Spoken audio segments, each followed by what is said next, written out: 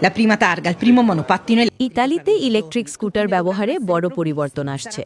আগামী ১৬ মে থেকে দেশজুড়ে সব স্কুটারের জন্য নাম্বার প্লেট, বীমা এবং হেলমেট বাধ্যতামূলক করা হচ্ছে। নতুন সড়ক আইন বাস্তবায়নের অংশ হিসাবে এই সিদ্ধান্ত কার্যকর হচ্ছে বলে জানিয়েছেন দেশটির পরিবহন মন্ত্রী মাত্তিও সালভিনি। সরকার বলছে সড়ক নিরাপত্তা জোরদার করতেই এই পদক্ষেপ নেওয়া হয়েছে।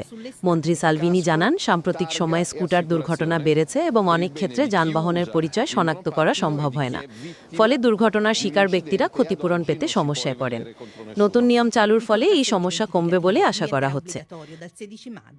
প্রতিটি স্কুটারে থাকতে হবে নম্বর প্লেট, বাধ্যতামূলক বীমা করতে হবে, চালকের জন্য হেলমেট ব্যবহার বাধ্যতামূলক।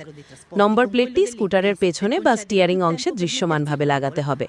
স্কুটার মালিকরা অনলাইনে পোর্টালে দেল আউটোমোবিলিস্টা প্ল্যাটফর্মের মাধ্যমে অথবা অনুমোদিত এজেন্সির সাহায্যে আবেদন করতে পারবেন। আবেদন করতে এসপিআইডি বা সিআইই পরিচয়পত্র ব্যবহার করতে হবে। একটি নম্বর প্লেটের মূল্য নির্ধারণ করা হয়েছে ৮.৬৬ ইউরো। নতুন নিয়ম অমান্য করলে ১০০ থেকে ৪০০ ইউরো পর্যন্ত জরিমানা করা হবে।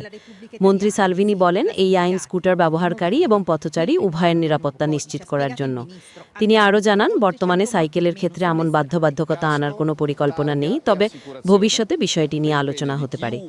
সড়কে শৃঙ্খলা ফেরাতে এবং দুর্ঘটনা কমাতে এই নতুন পদক্ষেপকে গুরুত্বপূর্ণ বলে মনে করছে ইতালির সরকার।